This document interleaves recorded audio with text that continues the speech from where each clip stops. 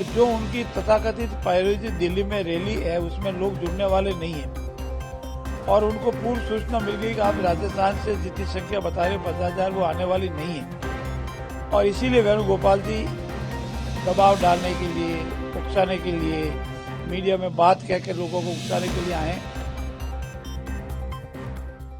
राजस्थान के संसदीय कार्य मंत्री जोगाराम पटेल ने कांग्रेस की प्रस्तावित दिल्ली महारैली पर शुक्रवार को बड़ा बयान दिया।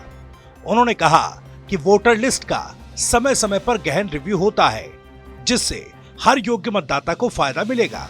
जो भारतीय नागरिक हैं उनके नाम जोड़े जाएंगे, लेकिन जो घुसपैठिए हैं और वोट देने के पात्र नहीं हैं उनके नाम हटाए जाएंगे।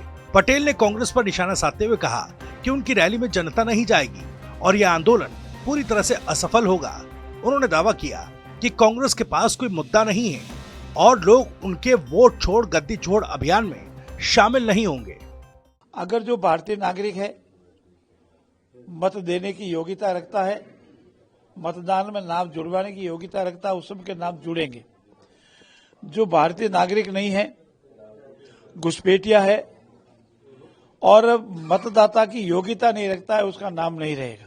कांग्रेस के पास किसी तरह का कोई मुद्दा नहीं और जो उनकी तथाकथित प्रायोजित दिल्ली में रैली है उसमें लोग जुड़ने वाले नहीं है और उनको पूर्व सूचना मिल गई कि आप राजस्थान से जितनी संख्या बता रहे 50,000 वो आने वाली नहीं है और इसीलिए वेणुगोपाल जी दबाव डालने के लिए, उकसाने के लिए, मीडिया में बात कहकर लोगों को उकसाने के लिए आए।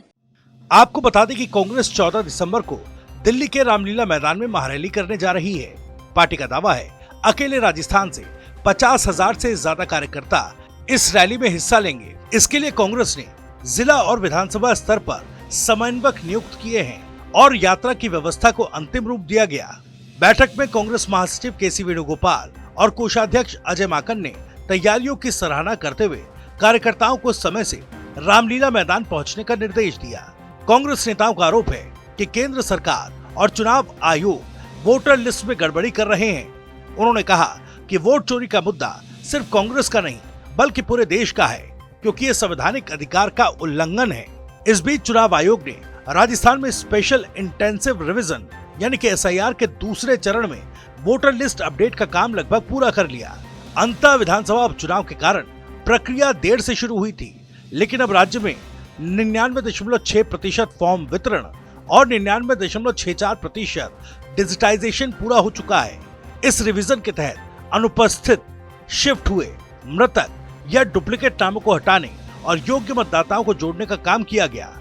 चुनाव आयोग ने राजनीतिक दलों से फील्ड वेरिफिकेशन मजबूत करने के लिए अतिरिक्त बूथ लेवल एजेंट नियुक्त करने का आग्रह किया।